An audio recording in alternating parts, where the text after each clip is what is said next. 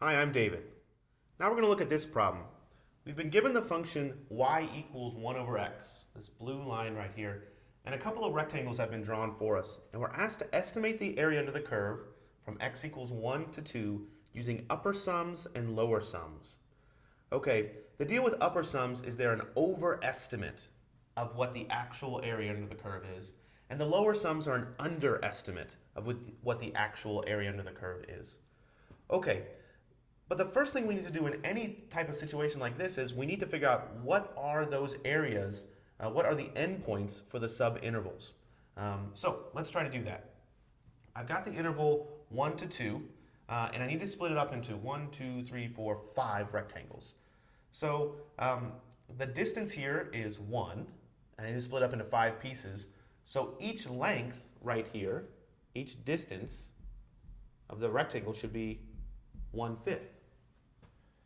So this point, for example, should be 1 plus 1/5, or 6/5. And then 7/5, 8/5, 9/5, and 10/5, or 2.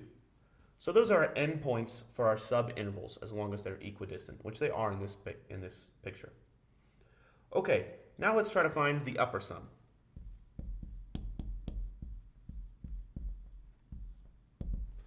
The upper sum, again, I'm going to do the rectangles that go above the curve y equals x.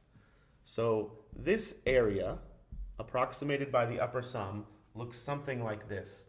Well, the width of this first rectangle is 1/5. What's the height of this first rectangle?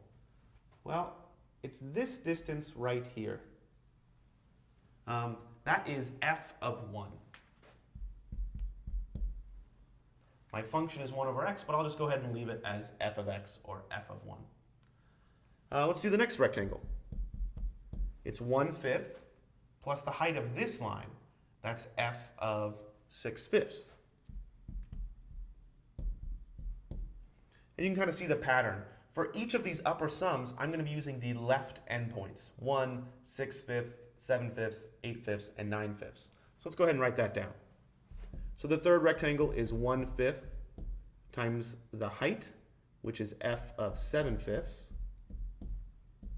The fourth rectangle is a width of 1/5 plus the height, which is times the height, which is f of 8/5. And the last rectangle is 1/5 base times the height of f of 9/5. Okay, if I can find this, if I can plug this into my calculator, then I've got the area. So let's simplify a little bit. One thing I can do is I can factor out a 1/5 from all 5 of these. The width is the same, so I'll go ahead and factor that out. F of 1, that's 1 plugged into the function 1 over x, so that's 1 over 1. F of 6/5, well, that's 1 over 6/5, or the reciprocal of 6/5, which is 5/6. 1 over 7/5 is the same as 5/7. 1 over 8/5 is the same as 5/8. And 1 over 9/5 is the same as 5/9. Okay, I've got something that looks like that. Now, it's not too hard to find like 1 over 1. But some of these other ones are a little tricky, so it's probably easier just to plug this into your calculator. I did that at the beginning.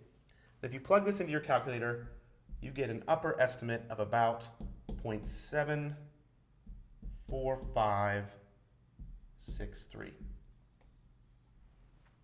Okay, so the actual area under the curve of y equals 1 over x between 1 and 2 is something a little less than that, but that's an overestimate. Now let's do the same thing, but an underestimate. I'll do it in a different color, maybe green, for the lower sum.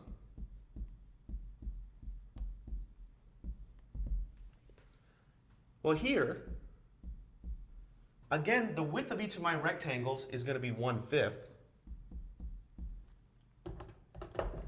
But now I need to find the height.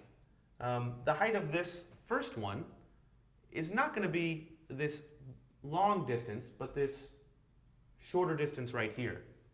That's the same as f of 6/5.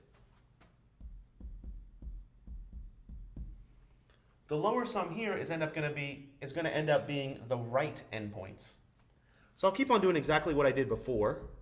1/5 times f of 7/5 for my second rectangle, which only goes up to right here.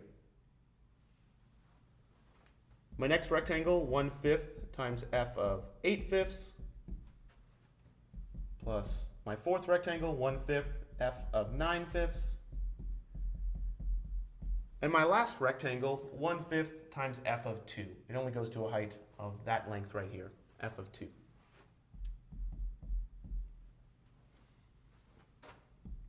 Doing just like what I did before, I can factor out that 1/5.